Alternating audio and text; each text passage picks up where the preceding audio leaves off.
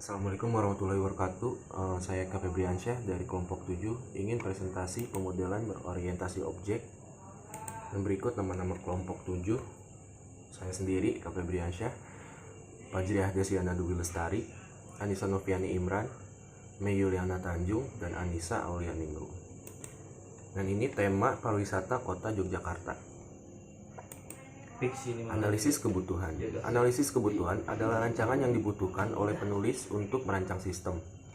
Dalam rekayasa sistem dan rekayasa perangkat lunak, analisis kebutuhan mencakup pekerjaan-pekerjaan penentuan kebutuhan atau kondisi yang harus dipenuhi dalam suatu produk baru atau perubahan produk, yang mempertimbangkan berbagai kebutuhan yang bersinggungan antar berbagai pemangku kepentingan. Kebutuhan pengguna sistem pariwisata Kota Yogyakarta memiliki akses dua level, yaitu kebutuhan pelanggan dan kebutuhan admin. Kebutuhan user atau pelanggan. 1. User atau pelanggan mengunjungi website dapat melihat profil dan menu pilih tempat wisata. 2. User atau pelanggan dapat membayar biaya pariwisata setelah memilih tempat pariwisata. Kebutuhan admin. 1. Admin dapat melihat formulir pelanggan yang telah diisi. 2.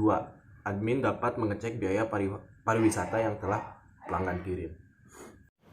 Assalamualaikum warahmatullahi wabarakatuh. Saya Fajri Ahdasiana Dwi Lestari akan melanjutkan presentasi yang telah dipresentasikan oleh teman saya. Kebutuhan sistem untuk sistem pariwisata Kota Yogyakarta memiliki akses dua level, yaitu kebutuhan pelanggan dan kebutuhan admin. Kebutuhan user atau pelanggan. User atau pelanggan mengunjungi website dapat melihat menu-menu yang tersedia di website ini.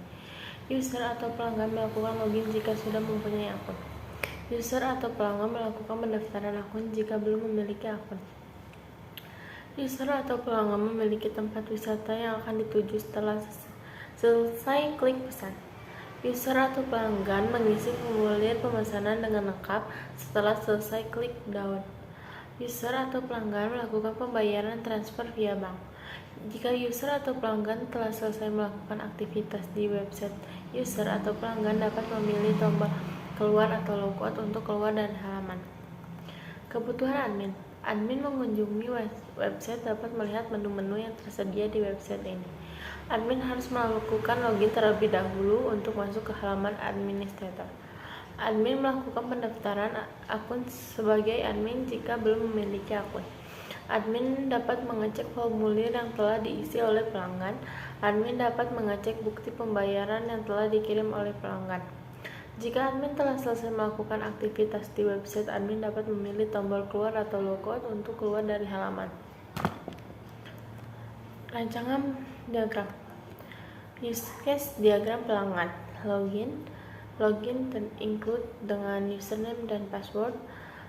Mengisi form pemesanan include isi form pemesanan. Isi form pemesanan include dengan simpan. Actionnya edit, action delete. Pembayaran include dengan konfirmasi pembayaran, include dengan simpan, actionnya delete, dan logout. Assalamualaikum warahmatullahi wabarakatuh. Perkenalkan, nama saya Anissa Aulianingrum. Sini saya akan melanjutkan presentasi dari kelompok kami.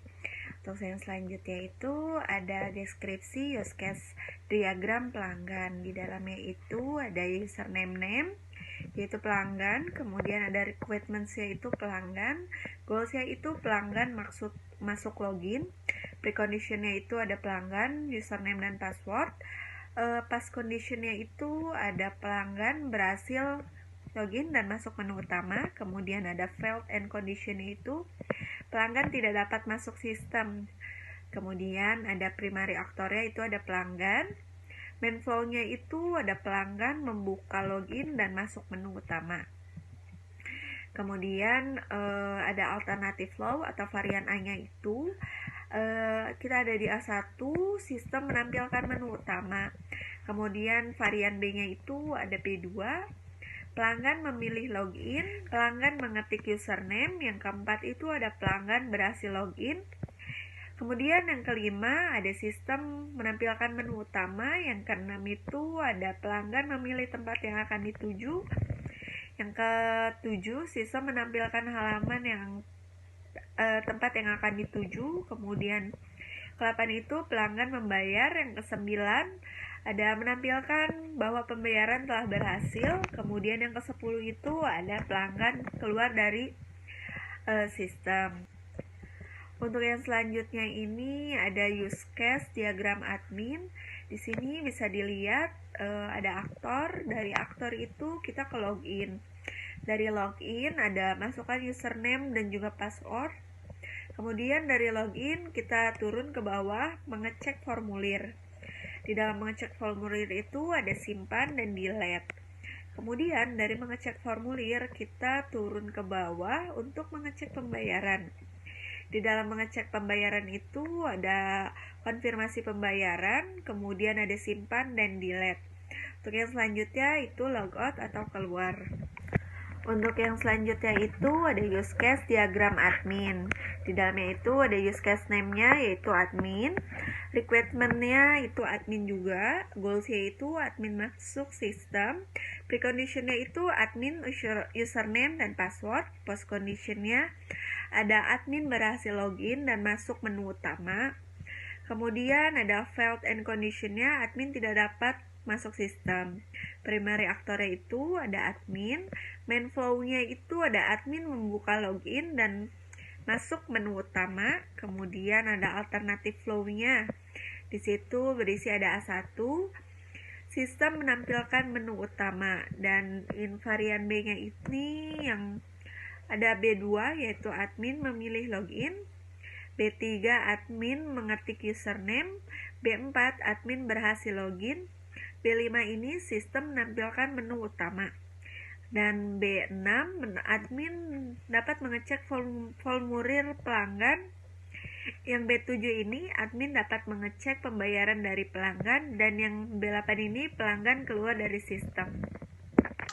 Assalamualaikum warahmatullahi wabarakatuh. Saya Yuliana, saya akan melanjutkan presentasinya. Pelanggan mulai. Pelanggan melakukan login, setelah itu input username dan password.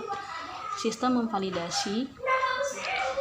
Jika false, melakukan input dan username kembali.